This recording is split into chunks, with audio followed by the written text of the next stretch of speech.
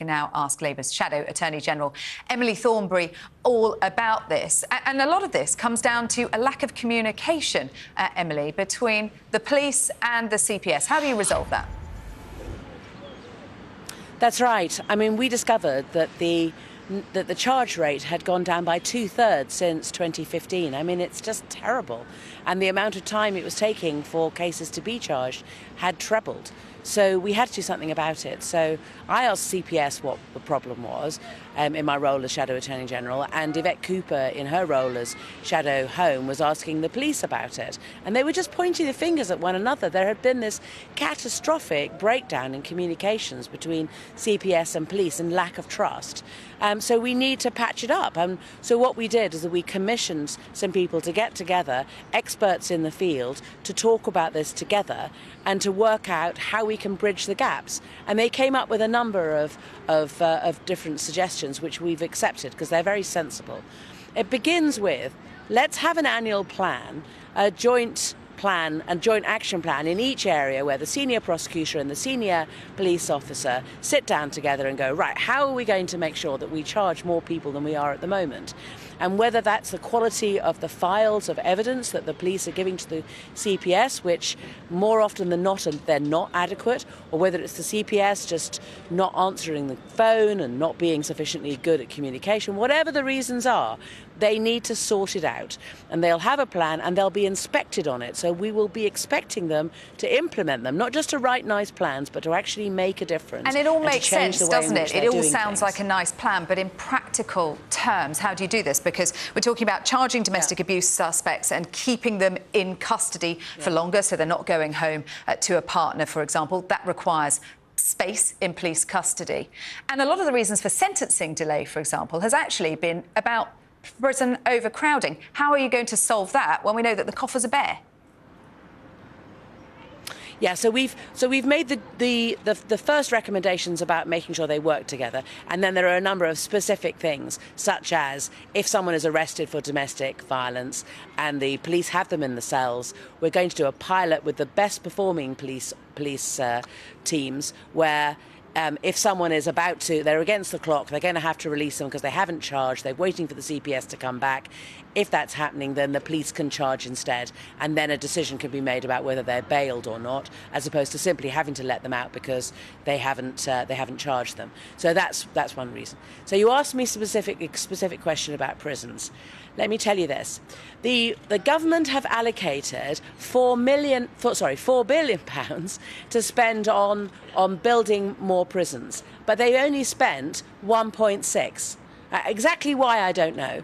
But, you know, the idea that we have run out of prison places and our judges are supposed to make decisions about what the most appropriate sentence for someone is, based not on what's appropriate for the crime or what the victim should expect or how we protect the community, but instead on the basis of, oh, well, we don't have any prison places, is outrageous. Okay. So, you know, we have made it clear that we would spend that money because the courts need to make proper decisions. Will you spend money, Emily Thornberry, on compensating the WASPI women?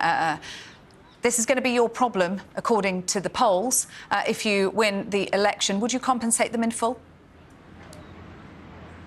Well, in fact, it's the government's problem because the government are the ones who are in charge. But you're going to inherit it. If you win the election, whenever that might come, you're going to inherit this bill. But the Ombudsman has come out with its decision now. We've been waiting 5 years. The WASPI women wave placards saying we need fair and fast justice. The only people who can give them fast justice is this current government. OK, if they don't, and you come into power in the autumn, come back next week and make a decision. If they don't and you come into power in the autumn and these women haven't been compensated, will you pay them in full? I'll show you the headline on the front of the Mirror, pay them what they're owed. Does Labour agree? And if you were in power now, would you be paying them what they owed? And will you come the election? See, what I'm saying is that we're not going to get in the way of this. We're holding the government to account on this. They're the ones who should be making the decisions. But they're you the ones may well in charge be of the government, and that's why I'm asking to hold you to account. And it isn't just this. And it isn't, I mean, And it's a series of other ones. It's also Horizon, you know, the postmasters. What are the government going to do about that in terms of compensation? Contaminated blood, child abuse, you know, one thing after another. And they are trying to duck a decision. We are not going to allow them to do that. We expect them to come back next week and tell us what it is that they intend to do and whether they're going to be either compensating these poor women or they're going to be also making sure that Whitehall never makes a mistake like this again. But let's be realistic about it. These things haven't been resolved yet. They have decided to stay in power, and they haven't been resolved yet, have they? I mean, and it's not likely that the government's going to come back next week and give you those answers. I know what you're saying, that you want those answers. Well, why not? But I'm just Yeah, I know. The government. They're the ones who are insisting on remaining in government. If they'd called an election for May, it would be a different matter, but they want to hang on to power for another 9 months. They've got to get on and govern, haven't they? So if they'd called an election for May and you would be inheriting these bills, would Labour be paying them in full? They didn't call an election for May. They insisted on remaining in power. My question, Therefore, Emily. they have to make the decisions. I'm not going to get in their way. I'm not going to let them get involved in some big political game, some sort of argument about all of this. So you are backing full payment for the WASPI women? We're standing back. We're standing back, and we're saying to the government, you want to be in government, you make the decision. We expect you to be making that decision next week. OK, and we will be asking you the same questions if you win the election. As you say, it didn't happen. It's not happening for May. It is happening in the autumn. It's very simple, yes, no. If this still has not been resolved, will Labour sort it? On Tuesday or Monday, if the government come back to Parliament and make a... Wait a minute, and make an announcement, we will then respond to their announcement. But they are the ones in power. They have to make the decision. It's a yes/no on Tuesday. Emily Thornberry will hold you to that. Emily Thornberry, Shadow Attorney General. Thank you very much indeed.